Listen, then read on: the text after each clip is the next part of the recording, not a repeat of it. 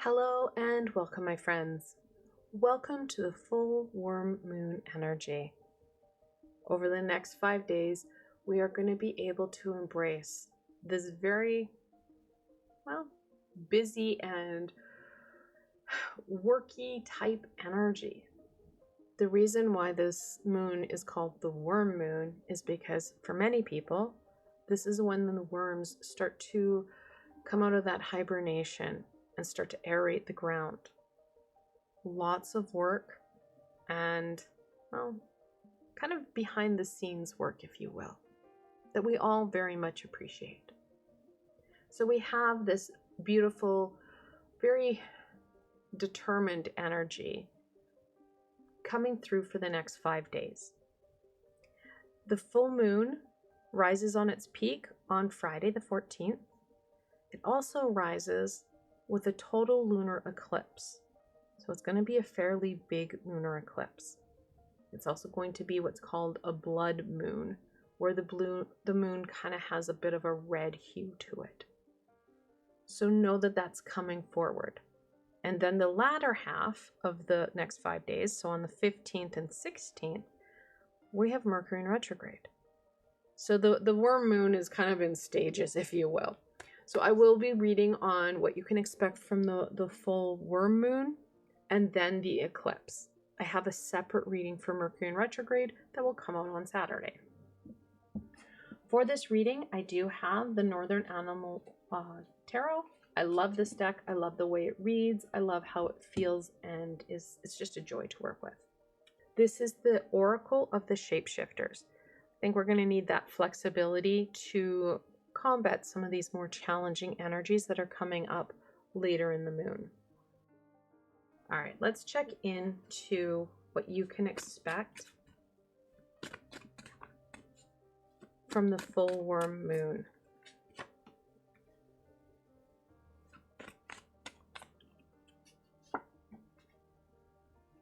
And this is a really nice moon to get some work done if you like to work with the lunar energies, because we still have that winter spring energy, and the moon is out long.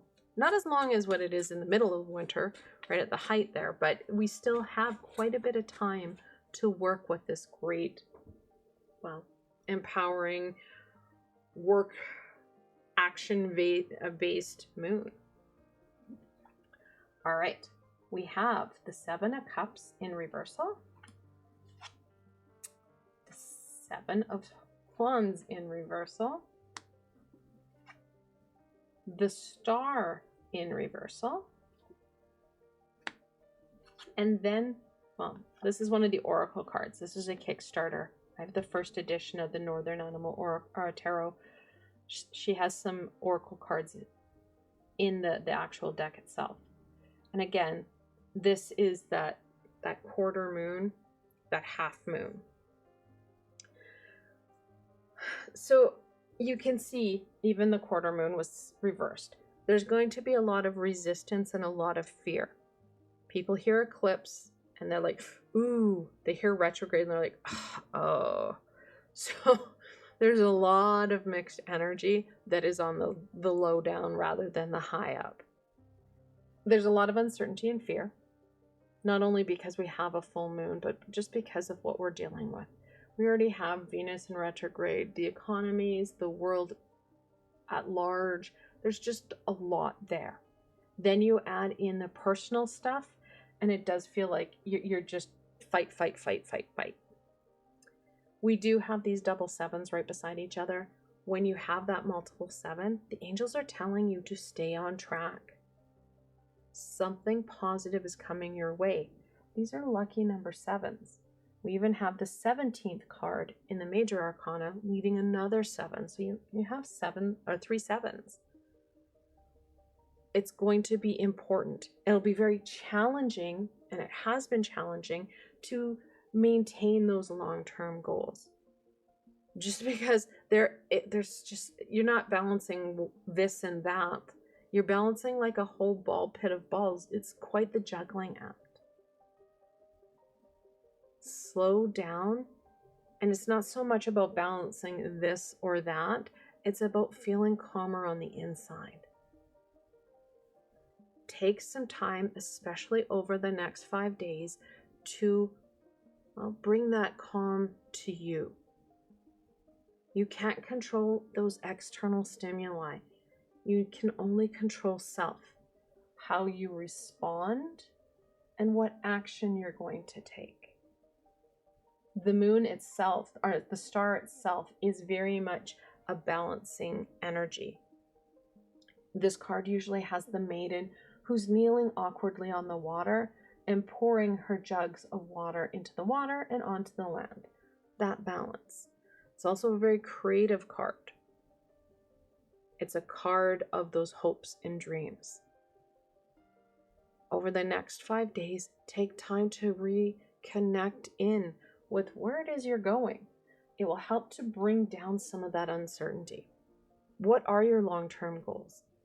Not only for work, but for personal life, relationships, creativity, spirituality. Again, it's just not this or that.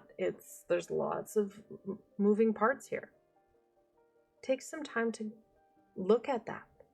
Bring some clarity and reconnection to what it is you're trying to do.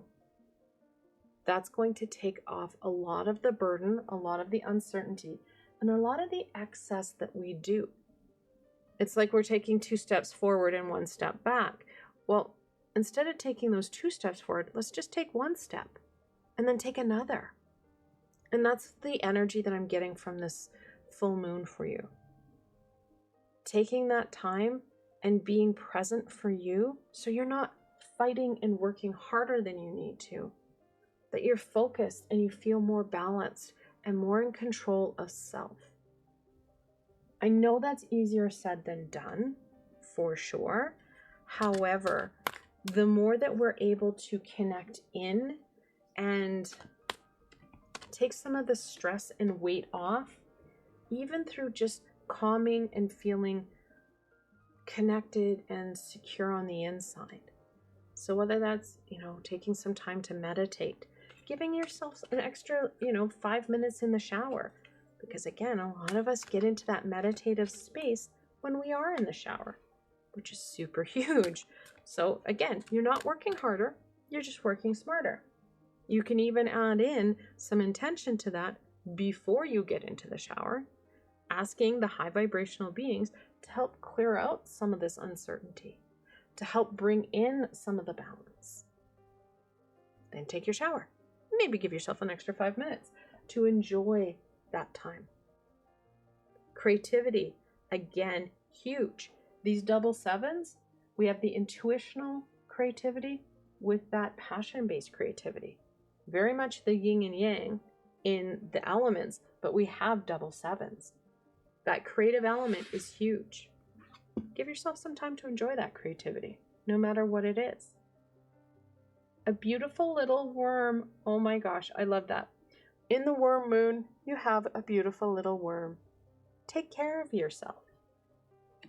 Big time. Be present for you. How are you feeling? That's going to help you balance you out more. Because again, it's so easy to get carried away with everything that's going on. The golden phoenix. Something you thought finished burst back into life. Reconnecting in to those hopes and dreams. Where are you going? And what's more, where have you been? Because a lot of times we don't look at this star. We just keep trekking. We're head down, blinders on, and go. Well, where are you now? What do you need to do for you? And you'll be surprised at what comes back in. I would honestly, as you're doing this reflection, have a piece of paper for those ahas. Those things that pop back into your head. They're important, and they're important for a reason.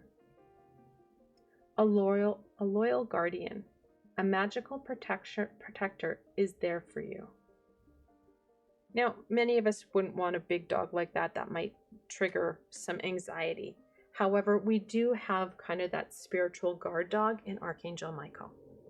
So should things get too much and you're feeling really unstable, scared, and things are just, it's just way too out of control, call him in. And all you have to do is use his name, is to ask him to come to you. You may not understand what it is you need, but you can say, I don't feel safe. Please help protect me. Help to bring me that confidence, that security. Can you help clear out some of this fight, some of this fear? He may not be able to, but as you called him in, he can bring in the supports that you need. Huge. Again, working smarter rather than harder. The fairy bee. My life is sweet. She has a very kind of direct, I dare you to second guess me look. However, focusing in on the positive, the things that are going right, rather than the challenge, the stuff that causes you the fear, focusing in on the positive will really help to strengthen that star, help you to connect into the pieces that we're missing or needing. So again, it's about being present and looking at things and not being hypercritical. The hypercritical becomes that very volatile energy. Taking that step back, remembering to breathe so you can start to critically think, not criticize, but critically think. Ask the questions. Look at the situation. And don't be afraid to ask the whys. Keep it on the positive rather than the conflictual, and you're going to get you'll get a lot further than any time else, because you have the energies that will work with you. All right, let's look at the lunar eclipse. Now, any eclipse, lunar or solar, and we do have a partial solar eclipse coming up at the end of the month with the new moon. It honestly, when you're looking at the astrological portions of the energies, it doesn't matter if you can see it, it's still going to impact you. It doesn't matter if you're awake, because a lot of us, you'd have to Google where you are to when the eclipse is going to happen. Most of us will be asleep. And again, you also have that kind of, they call it the blood moon, the fear around the fact it says blood moon. Oh my God, it's a lot. It's not fun. So yeah, it's a lot. Don't be afraid of it. Like I was saying, any eclipses, they're like mini tower events. It's like the universe slamming doors shut, while at the same time opening up other possibilities. You just need to be present and really look at the situation to see these opportunities. Because a lot of times that door closes and that fear comes in and we shut down. None of that's going to be helpful. All right, so we have the King of Pentacles. We have the Four of Cups in reversal. The Ace of Swords and the Ace of Cups. I love how we started off with double sevens. We're ending in double ones. That double one, the angels are telling you something positive is coming your way. Trust in yourself. Trust in your abilities. And you can't go wrong when we have Midas touch himself, the King of Pentacles. A lot of the opportunity, a lot of the, well, even the reflection is going to strengthen your ability to have the growth and the prosperity that you're looking for. Because you're not fighting, you're working with the system. This will also help you to connect in with those missing aspects, that holy grail, which is going to be large and in charge, especially during Friday night. So take the time, and I would definitely say, because we are looking at a nighttime situation, before you go to bed, ask your guardian angel, your guides, the high vibrational beings to help you connect in to what it is that is right in front of you that you've been missing. Help you to start to connect those dots. And then, what's more, ask them to help you remember when you wake up. And on Saturday morning, make sure that you have that pen and paper right at hand before you get up and do anything. Start to write. Put the pen on your paper and just let it go. Don't overthink it. Don't worry about spelling. Don't worry about how neat it is. Just get the information out.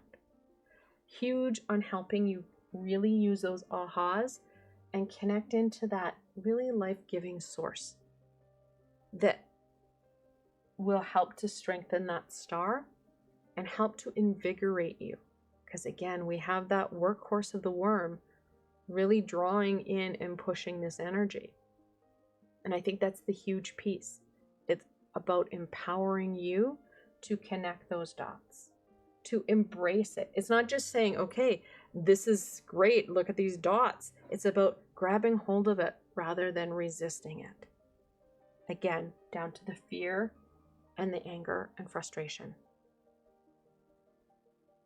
The one thing that the worm moon, the lunar eclipse wants you to do is, well, get yourself unstuck. And you have to be the one doing it. And it's about checking into where you are and what's impacting you. How are you reacting to it? And how can you stabilize you, bring in that calm to open yourself up to these opportunities so you can embrace them. I want to thank you guys so very much for joining me today to explore the full worm moon. It really wants to help get you going as we enter into spring, because next week we will be entering into spring. And there's so much that's going to be emerging as, well, that sun continues to rise and stay longer. If you did enjoy this session, please don't forget to give it a thumbs up and let me know what you thought. What are your thoughts about the lunar eclipse? And if you haven't done so, please don't forget to subscribe and hit that little red bell so you don't miss anything else that's going to come forward, as I do have more readings. I have one for Aries next week, and I have one for Mercury in retrograde on Saturday, not to mention everything else. And if you're looking for an added layer of support, I do have a Patreon. I provided a link below so you can go check it out. Again, I want to thank you for joining me and exploring this amazing full moon. Until tomorrow, my friends.